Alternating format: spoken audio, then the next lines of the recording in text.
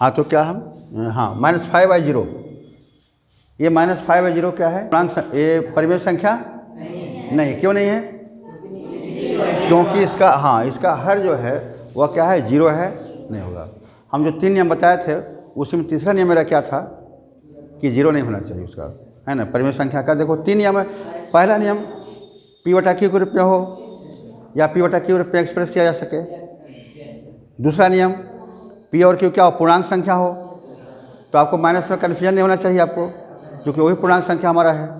0 भी हो सकता है ऊपर में, जैसे देखिए आप जो है आप इसी को ऐसा लिखिए, इसको 0/4 लिखते हैं, क्या परिमेय संख्या होगा? नहीं है परिमेय संख्या। क्या हो रहा है पीछे से? क्या हो रहा है? यह स्मार्ट क्लास है, पता है आपको? स्मार्ट क्लास है। राइटिंग लिखने वाले बाहर चले जाइए, जाइए बाहर, क्लास सेट खाली है, वहाँ जाके लिखिए क्लास में जाइए। स्मार्ट क्लास ये है ना? यहाँ पर एकदम बिल्कुल इसमें देख रहे हैं ना आप, कितना लगा हुआ है, सब कुछ लगा हुआ है? इसको बनाने में कितना खर्च हुआ पता है आपको? हैं? ये स्मार्ट क्लास है, यहाँ पर इसको नहीं चलेगा। यहाँ पर यहाँ वही बैठेगा इस क्लास में जो पढ़ने वाला स्टूडेंट है, जो हमारे क्लास को फॉलो करेगा वही बैठेगा। Otherwise you can go out from class. आपको नहीं लिखना है, ट्यूशन का काम करना है, कोचिंग काम करना, बाहर चले जाइए, है ना? ये टाइम पास के लिए नहीं है, ये क्लास हमारा टाइम पास के लिए नहीं है। आपको देखो तो इसको पढ़ रहा है, सब ले रहा है, एंजॉय कर रहा है सब क्लास का। क्या है जो समझ रहा है एंजॉय कर रहा है ना? आज को ट्यूशन कोचिंग का एंजॉय करना है तो जाइए बाहर में कीजिए जा करके, या चल जाओ कोचिंग, अभी खुला होगा ना ट्यूशन कोचिंग का? क्या खुला होगा ना? चल जाओ वहीं पर पढ़ने के लिए। हम इतना मेहनत कर रहे हैं बोर्ड पर, समझ रहे हो ना? आधा घंटा जब पढ़ाते हैं तो पसीना नहीं लगता है आपको, समझ गए बात को ना? क्यों पसीना आता है? पसीना तभी आएगा जब आप मेहनत करते हैं। आप मेहनत नहीं कीजिए, पसीना नहीं आएगा आपको। जब आधा घंटा पढ़ाते हैं, मेहनत करते हैं, तो फिर देखो कि मेरा सब भीग जाएगा। अभी देखो भींगा हुआ भी है, पसीना भी देखो आया हुआ है। मेहनत करें यहाँ पर हम। तो देखिए, तो हो गया समझ की बात को। तो परिमेय संख्या को पहचानने के लिए आप जान गए। देखिए बहुत इंपॉर्टेंस बता रहे हैं आपको हम, वो हमेशा आपको परीक्षा में ऑप्शन में दे देता है वो, कि निम्न में से कौन सा परिमेय संख्या है या नहीं है, और ऑप्शन में आपको दे देगा। वहाँ पर निश्चित आपको कन्फ्यूजन होना है आपको पाई के बारे में। ये पाई, हाँ पाई के बारे में क्या है? परिमेय संख्या हो, क्या परिमेय संख्या होगा? कारण के साथ बताना है। क्या है? ये आपका परिमेय संख्या, ठीक है। कैसे परिमेय संख्या होगा? इसीलिए कि इसका मान होता है 7/7। यही ना आपके माइंड में है कि पाई का मान 7/7 होता है। ये PYQ के रूप में से क्या होगा? परिमेय संख्या होगा। लेकिन आप मार्क कीजिए, जहाँ भी 7/7 लिखा हुआ रहेगा उसके बगल में रहता है लगभग लिखा हुआ। लगभग रहता है लिखा हुआ, लगभग लिखा रहता है। आखिर लगभग क्यों लिखता है? लगभग क्यों लिखता है? क्योंकि जो 22/7 है, it is not accurate value of pi, है ना? पाई का एक्यूरेट वैल्यू नहीं है। अच्छा पाई है क्या? जरा पाई पर हम डिस्कस कर ले पहले कि पाई क्या है। आप लोग नीचे क्लास से पाई पढ़ रहे हो ना? जहाँ भी सर्किल आ गया, वृत्त आ गया, वहाँ पर पाई आ जाता है। आता है ना पाई? वृत्त की परिधि 2πr होता है ना? वृत्त का क्षेत्रफल 2πr। तो पाई वहाँ पर क्या है वो? कभी आपने सोचा है कि वो पाई क्या है? कभी पढ़ा है? कभी नहीं पढ़ा होगा। हम जानते हैं, हमको पता है कि कोई नहीं पढ़ा होगा। चलिए पहले इसे क्लियर करते हैं, आइए, है ना? रास्ता में जो पहले जो समस्या आ जाएगा उसको दूर करना पहले, है ना? देखिए आप वृत्त कीजिए,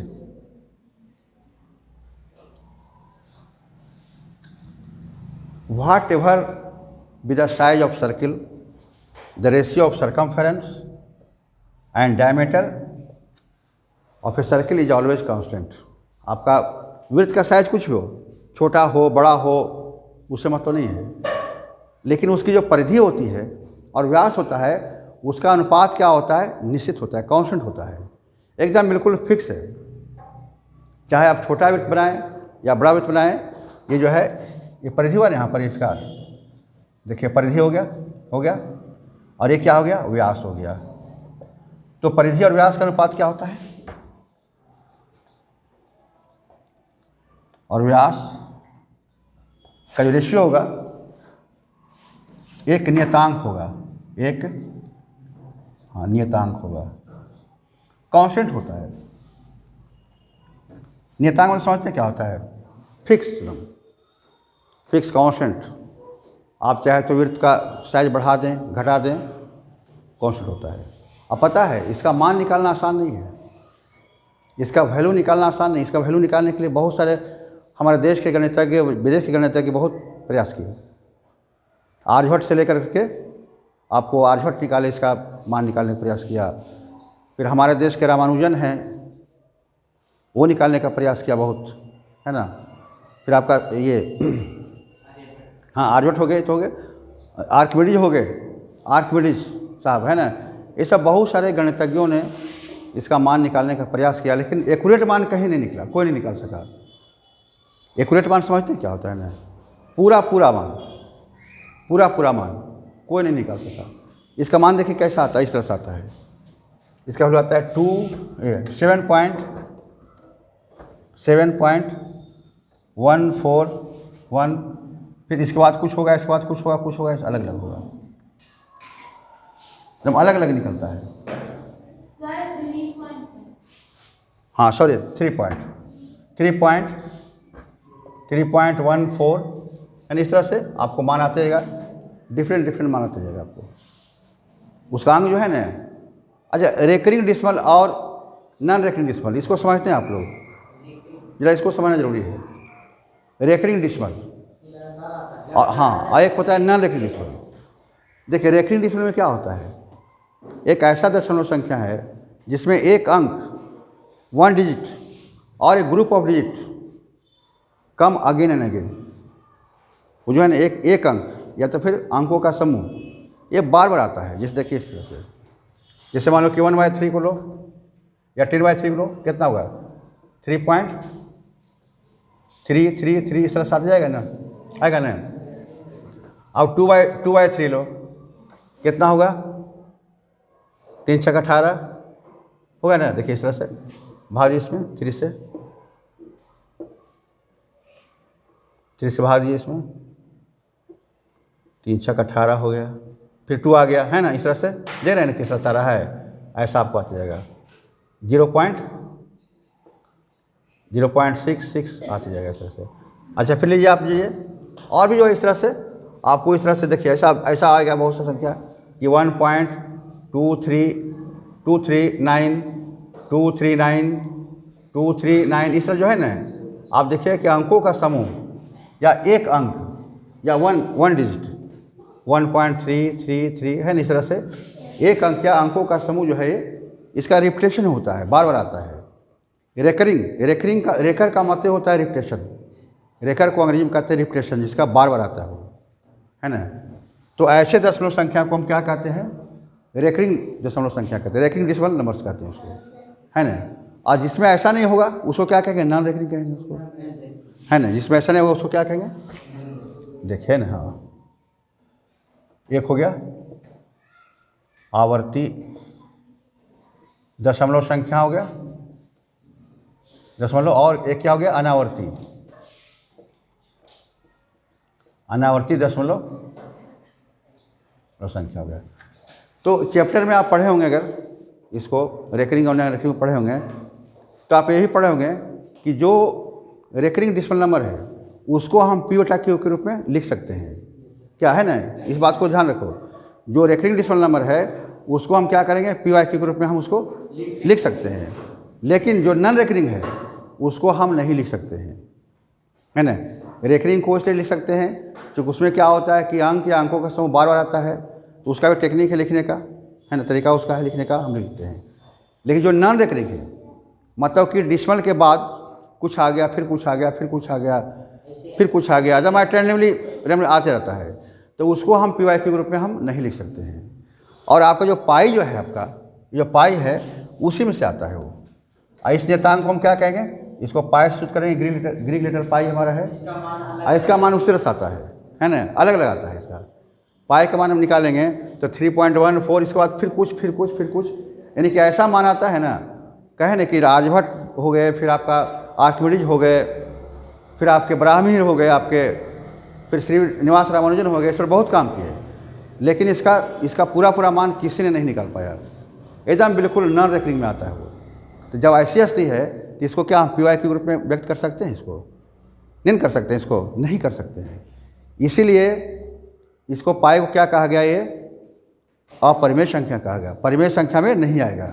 परिमेय संख्या में तभी ना आएगा जब उस संख्या को हम पी के रूप में देख सकते हैं, उसको व्यक्त कर सकते हैं। लेकिन ये क्या है? परिमेय संख्या में ये व्यक्त नहीं किया जा सकता इसको पी के रूप में। तो इसमें बिल्कुल हम कारण के साथ आपको बता दिया ना, है ना। हम आपको कारण के साथ बता दिया कि पाई क्या हो गया? एक पाई परिमेय संख्या नहीं है, बस इसको ऐसा रखिए तो याद रहेगा कि परिमेय संख्या नहीं है। पाई परिमेय संख्या आपका नहीं है, एकदम बिल्कुल इसको माइंड में रखो, भूलोगे नहीं। क्योंकि परीक्षा में आ गया तो तुम्हारे तो माइंड में है कि 12/7 उसका मान होता है, और सबका ही कन्फ्यूजन होता है कि उसका मान तो 12/7 है, चलो परिमेय संख्या हो जाएगा, मार दो इसको। लेकिन गलत हो जाएगा आपका। फिर क्या क्लियर हो गया ना पाई के बारे में? ठीक है, ठीक। तो परिमेय संख्या को हम समझ गए, ठीक है। अच्छा, जो परिमेय संख्या नहीं है वह क्या हो जाएगा? अपरिमेय हो जाएगा। जो परिमेय संख्या नहीं होगा वह क्या हो जाएगा? आपका अपरिमेय संख्या हो जाएगा। अब देखिए, हम इसका संख्या रेखा भी आप पढ़ा होगा, आपने किताब में देखा होगा, संख्या रेखा नंबर लाइन देखे होंगे आप, जो है देखिए, उस पर हम आते हैं।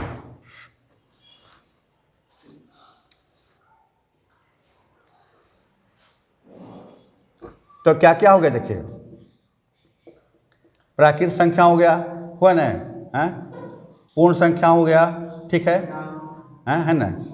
हाँ, पूर्णांक संख्या आपका हो गया, पूर्णांक संख्या हो गया। फिर परिमेय संख्या हो गया। आप परिमेय भी समझ गए, which is not rational number, है ना। हाँ, अपरिमेय समझ गए। अब इसके बाद आता है वास्तविक संख्या। वास्तविक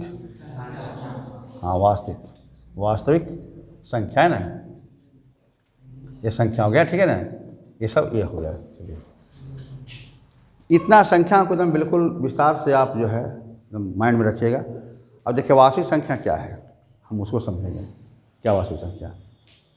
वास्तविक संख्या वो है जिसको एक लाइन पर हम रख सकें, उसको एक लाइन पर हम उसको रख सकते हैं, उसको हम उस संख्या को दिखा सकते हैं एक लाइन पर, वो क्या हो जाएगा? वास्तविक संख्या हो जाएगा। और एक लाइन पर अगर नहीं दिखा सकते हैं तो वो क्या हो जाएगा? फिर वास्तविक नहीं होगा, अवास्तविक हो जाएगा। देखिए, लाइन पर हम कैसे दिखाते हैं? देखो, एक लाइन खींचते हैं, हो गया ना। ये क्या रेखा की रेखाखंड है ना, एकदम कन्फर्म है, पक्का नहीं? हाँ, रेखा है, क्योंकि यहाँ पर एरो दिए हुए, कहीं जा सकता है वो, एकदम आगे तक जा सकता है वो। अब देखिए, यहाँ पर हम 0 लिखते हैं, यहाँ 1 लिखे, यहाँ 2 हो गया, यहाँ 3 हो गया, ऐसा हो गया। इधर क्या हो गया? -1 -2 चलिए सर। अब देखिए, अपरिमेय संख्या में क्या क्या आ जाएगा? देखिए, √2 आ जाएगा। अपरिमेय संख्या में √2 आएगा। क्यों? जब 2 का वर्गमूल निकालेंगे तो रेकरिंग नहीं आएगा वो, है ना, नॉन रेकरिंग होगा, उसको हम पी के रूप में एक्सप्रेस नहीं कर सकते हैं। फिर आपका जिसका पूरा पूरा वर्गमूल नहीं निकले वो सारा आ जाएगा आपको अपरिमेय संख्या में आ जाएगी सर से।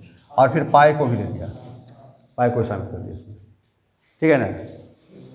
तो देखिए, ये इधर का 1 2 3 ये सब क्या है? प्राकृत संख्या है। तो प्राकृत संख्या को हमने लाइन पर ले लिया, आ गया लाइन पर। देखिए, 0 को भी हमने लाइन पर ले लिया ना। आपको 0 को भी ले लिया, तो 0 को ले लिया तो क्या हो गया? यानी कि इसको ले लिया, यानी पूर्ण संख्या भी आ गया, लाइन पर आ गया। क्या हुआ ना, हमने पूर्ण संख्या को भी एक रेखा पर ले लिया, आ गया। अब आइए, इधर आइए, तो ये सब मिलके फिर क्या हो गया?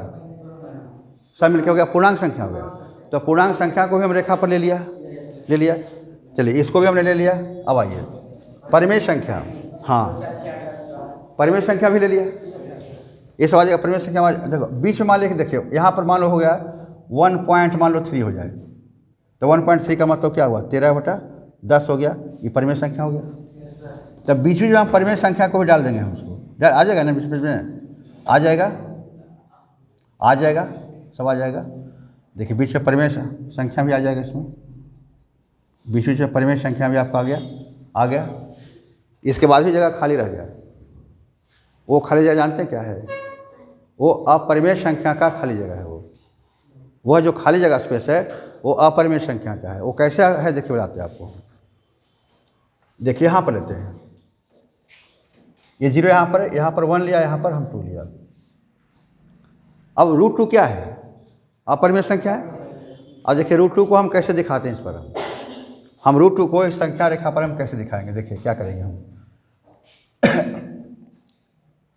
आप ऐसा कीजिए कि यहाँ इस जगह पर है ना, एक यहाँ पर एक लम डालिए आप। हाँ, एक लम डालो यहाँ से, डाल दिया यहाँ पर। ये कितना? 1 है ना, 1 है ना, यहाँ से 1 काट लीजिए। जितना लंबाई है ना, ये लंबाई कितना 1 है, यहाँ से उतना ही लंबाई यहाँ से आप प्रकार से आप लेकर के कट कर लीजिए। अब मिला दो। हाँ गुड। हाँ, इसको यहाँ से मिला दो यहाँ से। अब देखिए A1 है, A1 है, तो ये क्या हो जाएगा? हाँ, लंबा स्क्वायर जोड़ आधार स्क्वायर कितना होगा? √2 हो जाएगा। अब ये लंबाई क्या हो गया? √2 हो गया, √2 हो गया। अब इतना लंबाई क्या करेंगे? यहाँ से लेकर के 0 से लेकर इसको हम ऐसे कट करेंगे इसे, है ना। तो कट करेंगे तो रखो, ये तो बड़ा होगा इससे ना। देखिए कर्ण है तो क्या होगा? आधार से बड़ा हो जाएगा, तो आपका यहाँ पर आएगा, मान लो यहाँ पर। ये क्या हो गया आपका? √2 हो गया ना, √2। तो इस संख्या रेखा पर हम अपरिमेय संख्या को भी दर्शा सकते हैं। √2 को √5 भी उस तरह हो जाएगा, √3 भी आपका हो जाएगा, इस तरह से हो गया ना। तो जितना खाली स्थान है सब अपरिमेय संख्या से क्या होगा? भर जाएगा, सब पूरा भर जाएगा, सब भर जाएगा। अब देखिए, अब इस रेखा पर कौन कौन संख्या आ गई?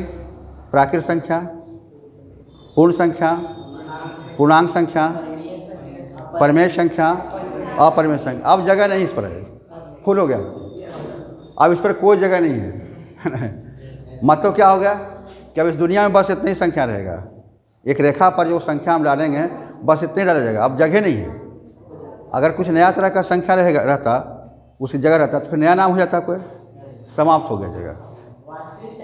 हाँ सुनो, यही बता रहे हैं हम लोग। देखिए समाप्त हो गया जगह। अब कहीं भी इस रेखा पर कहीं स्पेस नहीं है कि कोई और दूसरे तरह का संख्या को वहाँ पर हम डाल सकें। तो अब क्या हो गया? अब जितना संख्या इस पर उठावेंगे, कहीं से उठावेंगे, देखिए अब कहीं कलम रखेंगे तो संख्या क्या होगा? प्राकृत होगा, पूर्ण संख्या हो सकता है। देखिए 0 पर रख देंगे, पूर्ण संख्या हो जाएगा। परिमेय हो सकता है, अपरिमेय हो सकता है, पूर्णांक हो सकता है, इतने हो सकता है ना। तो समझ लीजिए कि ये पूरे संख्या रेखा का नाम हो गया। हाँ, संख्या का नाम हो गया, संख्या रेखा का नाम हो गया वास्तविक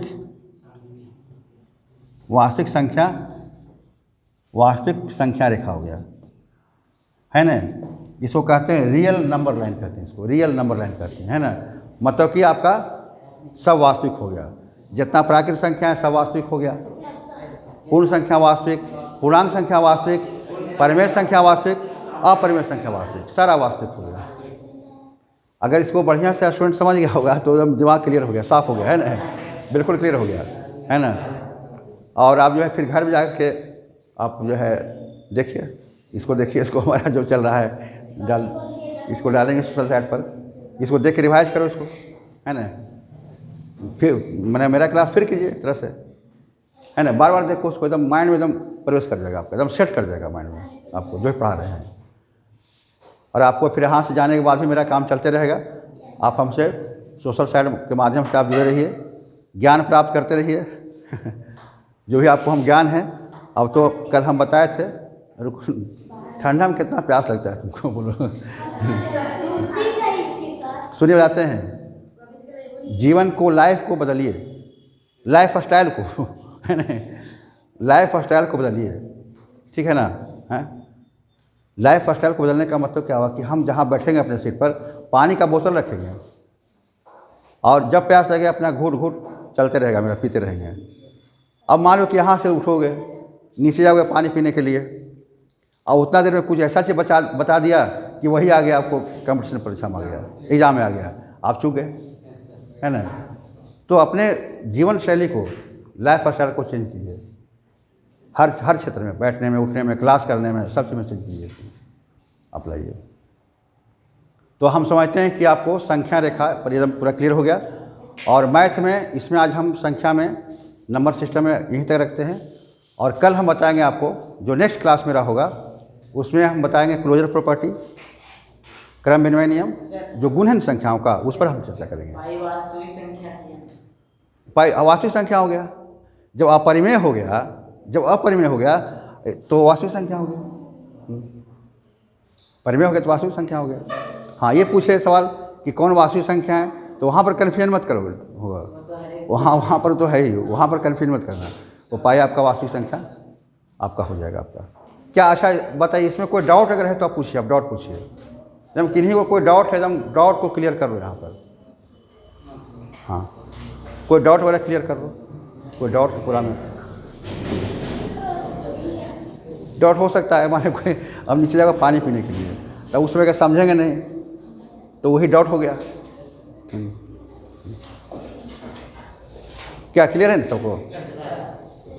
लेकिन घर में जाके पागुर करना जरूर है, पागुर करना होगा घर में जाके, नहीं तो सब इधर से उधर हो जाएगा। सब जो अभी सीखे ना सब इधर से उधर हो जाएगा सब। लोग घर जा करके कॉपी, क्या अगर मोबाइल सबके पास में है तो यूट्यूब पर देख लीजिए, आप जो है फिर से पढ़ लीजिए यूट्यूब पर। और किताब में बुक्स निकालो, बुक से भी पढ़ो, है ना। आज तो हमारे पास ज्ञान का स्रोत बहुत सा है, किताब है, टीचर हैं, आपका सोशल साइट्स आपका है ना, बहुत सारा है। आज तो ज्ञान प्राप्त करना बहुत आसान हो गया, बहुत इजी हो गया, घर घर में मोबाइल है। तो ठीक है, इसको हम आज का क्लास यहीं पर हम करते हैं। बहुत बहुत आप सबको तो बहुत बहुत बहुत बहुत धन्यवाद।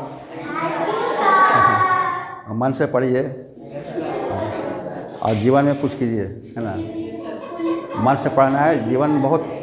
जीवन का जो कीमत समझ गया कि ये जीवन कितना अनमोल है, कल बताया था ना हमने कि कितना अनमोल है जीवन, तो फिर तो हम बिल्कुल, ये जीवन हमको क्यों मिला है ना। जो कहते हैं ना कि स्वर्ग और नरक सब यहीं पर है, सब इसी पृथ्वी पर है ना। आप अच्छा काम करेंगे एकदम स्वर्ग है, क्या है ना। और हमको लगता है कि एक स्टूडेंट के लिए सबसे अच्छा काम क्या है, पढ़ाई करना। पढ़ाई से ही आपको एकदम बिल्कुल स्वर्ग का मतलब क्या है, सब सुख, सारा सुख हमको मिला हुआ है। तो ठीक है, बहुत बहुत आप सभी को धन्यवाद। इस तरह से पढ़ते रहिए और आगे बढ़ते रहिए।